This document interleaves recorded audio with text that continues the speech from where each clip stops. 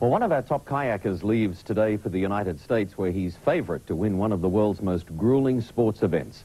Dean Gardner is going to race 20 other paddlers in a 1,200-kilometre course that'll take him from Chicago to New York, through the Great Lakes, the rivers and the canals. And Dean Gardner joins us now. Dean, good morning. Thank you for joining us. Can I begin by asking you, what is the longest distance you've kayaked up until now? Oh, yeah, good morning, Steve. Well, probably we've done a race in Perth. It's 130 kilometres over 2 days. It's called the Avon Descent. Right. And I'd done that last year, and we won that, and that's probably the longest up till now. Well, now, I needn't have to tell you, or shouldn't have to tell you, that there is a vast difference between 130 Ks and 1,200, and that's the distance of the course you're going to compete on. Yeah, I guess there is a big difference, but you know, you still got to do it. So you know, like I do that over a period of time anyway in training. So it's just something you get used to, and hopefully I'll be used to this one. It's a fairly big ask, though, isn't it? I mean, some very stiff competition. Yeah, there's going to be some good paddlers in it, so I'm looking forward to racing them. But I think this race will be more of a race of survival and mind, and you know, just getting over sickness or illness or injuries or any sort of things that could go wrong. Now, we better just explain this. First of all, it's not just you in a kayak against some of the top competitors in the world, because you're also a surf ski.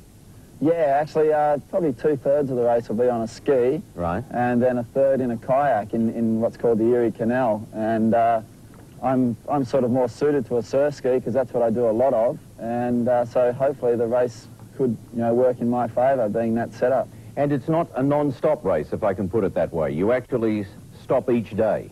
Yeah, if you looked at like a Tour de France type format, you know, where you do a stage each day, then you stop overnight and you go again the next day. I noticed you said you accepted the invitation to compete in this race because you were getting a bit bored. I have to tell you, I can think of better ways to relieve the boredom.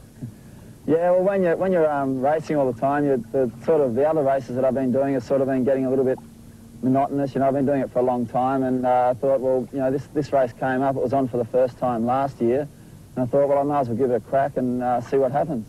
Well, I mean, it can't be the prize money, because even if you win, you only walk away with $25,000 first prize, and by my calculations, that's about $20 a kilometre. There's got to be a better way to earn a buck. You haven't gone into it that much yet, Steve. So, yeah, I wouldn't be doing it for the money. It's you know, like I've been in this sport for a long time, and I definitely haven't done it for the money because there's no money in it. So it's just something that I wanted to do, and I'll sort of have a good crack at it. And it's a course that takes you what, across lakes, down canals? Do you ever at any stage get into the open sea? No, you're in Lake Michigan and Lake Erie, which are both really big lakes, and can get very choppy with the wind. Yeah, well, that's right. You know, so that's sort of something that's going to add to sort of my favour and the other Australian in it, Brett Worth, because we both spend so much time in the surf. So. Yeah.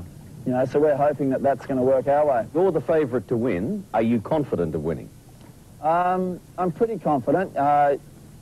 Race-wise, I'm very confident. It's just a matter of, as I said, the survival factor. You know, injuries and things like that. That's the only thing that I'm sort of a bit dubious about. Is if you know, halfway through the race you might get tendonitis in your forearms or something, just something really small, or even boils on your backside, you know, that can put you out of the race. So could be very painful on that craft you're sitting on at the moment. Yeah, well, that's right, you know, like anything could happen halfway through, but from a race point of view, I'm pretty confident that I can do fairly well. Good one. Well, Dean Gardner, have a safe trip to the other side of the world, and good luck in that race. Nice to talk with you. All right, thanks very much, Steve.